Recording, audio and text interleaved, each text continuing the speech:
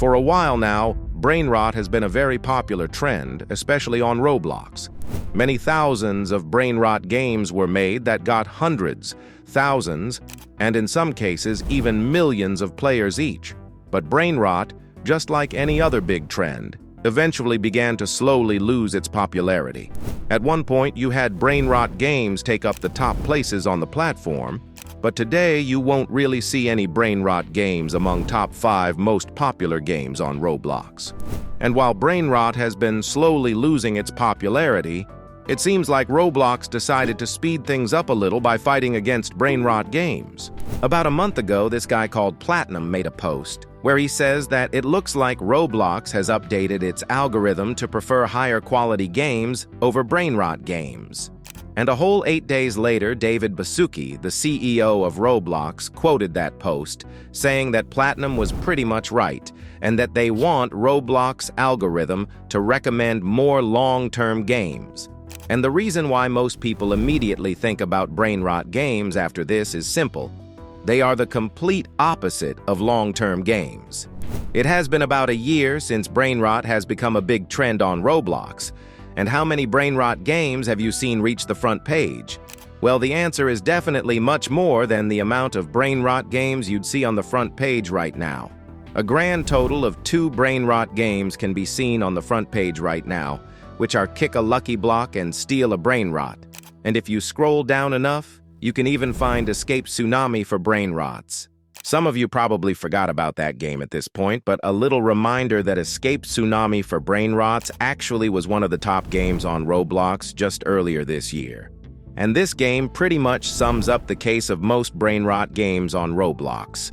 Exactly 4 months ago, this game set its personal best of nearly 5 million concurrent players, making it top 5 highest concurrent player count game on Roblox so far.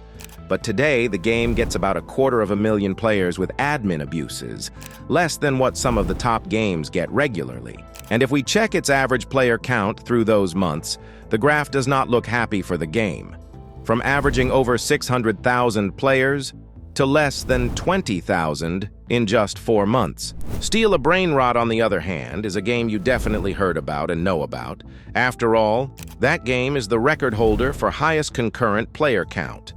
And this game is basically the only one that actually managed to not fall off after a few months of existence. Sure, it is losing players slowly, and it's noticeable. The admin abuses, for example, no longer get to 5 million players. But it is doing very good compared to any other brainrot game. But I think what this shows is how short-term the brainrot games are, and with that you can tell why brainrot is the first thing you'd probably think about when hearing about this change.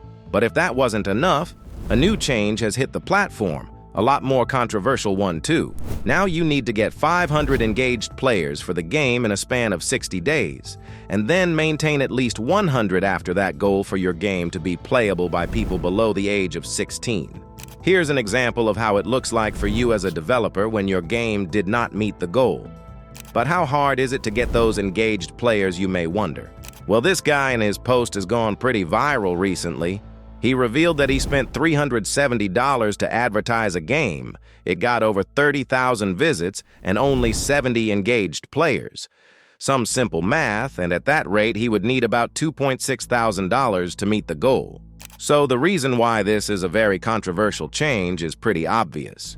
And now back to brainrot games. What is the age of an average player who plays brainrot games, do you think? You know, games where you run around doing something to get these brainrot characters to earn money. Well, it's pretty obvious that kids are the main audience of these games. I doubt there's many adults who genuinely would enjoy playing this for more than 1 hour a week. And what the new change said is that you need to meet a certain goal before your game can be recommended and played by players below the age of 16. So connect some dots and you'd realize how bad this is for brainrot games. If you make a brainrot game, it just won't be seen by kids because of this change.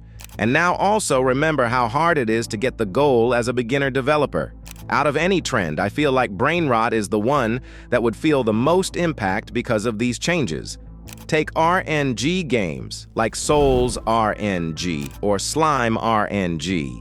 They have a decent chunk of 16 or older players, so even they wouldn't feel that big of an impact. So it really feels like Roblox in a way is trying to fight against Brainrot games. I actually saw a recent post by some developer who made Brainrot games, and they said that this would be one of their last Brainrot games.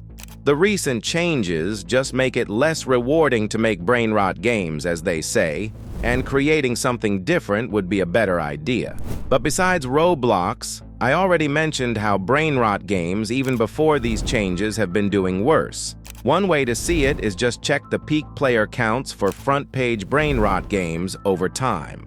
Plants and Brainrots peaked at over 8 million players, Escape Tsunami for Brainrots peaked at nearly 5 million players, and the current front-page Brainrot game, which is Kick a Lucky Block, hasn't been able to get to 2 million players.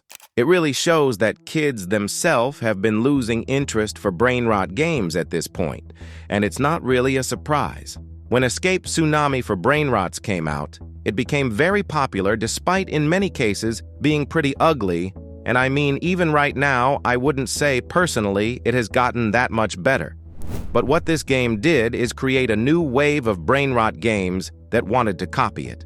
The most successful one was Survive Lava for Brainrots, a very similar game in terms of gameplay, as you can see.